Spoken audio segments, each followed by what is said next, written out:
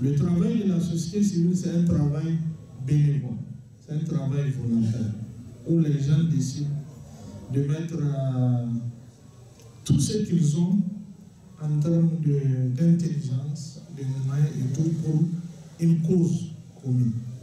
Et au niveau du mouvement M62, la cause que nous avions décidé de défendre, c'est celle d'abord de l'unité des filles et fils de ce pays, puis de la sauvegarde de la souveraineté nationale.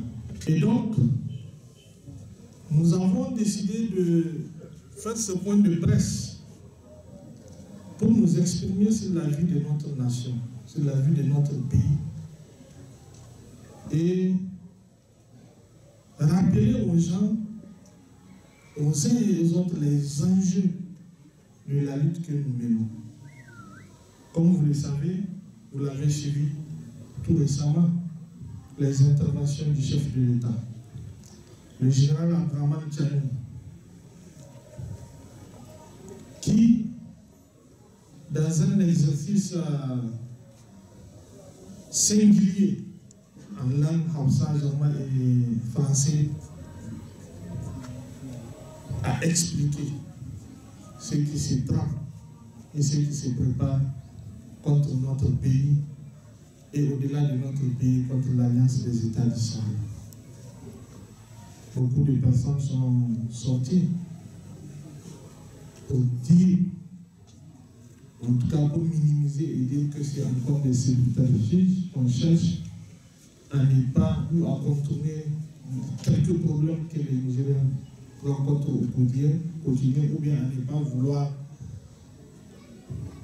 faire avancer la transition et arriver à son terme, parce que à l'entame de la transition, il avait été dit que l'objectif c'est de pouvoir remettre le pouvoir au civil dans un délai de 3 ans.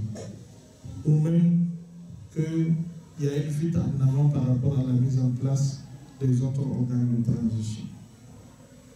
De l'autre côté, les pays indexés comme la Côte d'Ivoire, le Bénin, le Nigeria et également, ils avaient essayé de jeter l'anathème sur le président.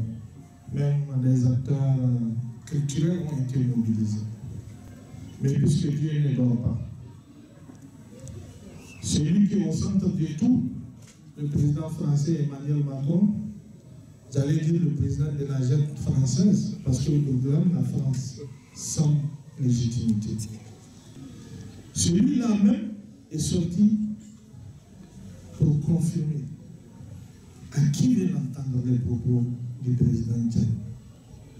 En disant d'abord qu'ils ont été gentils dans leur logique de réorganisation, dans une éventuelle agression de l'AES parce qu'ils sont dans une crise énergétique en France et qu'ils ne peuvent pas vivre cette énergie.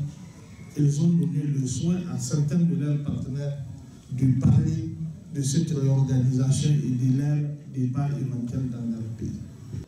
Il avait dit que en matière de défense des intérêts des États, la gentillesse n'a pas de place.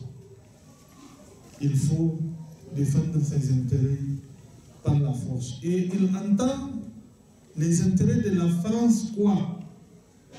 C'est les ressources qu'ils ont pillées depuis plus de 60 ans, notamment notre uranium, qui garantit à la France sa souveraineté énergétique, qui alimente l'Europe en énergie, en électricité, et par lesquels ils sont devenus des puissances nucléaires.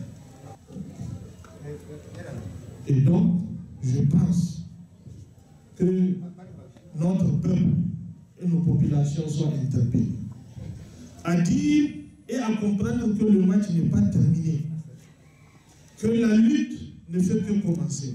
C'est comme dans un jeu de football. Nous avons marqué un but.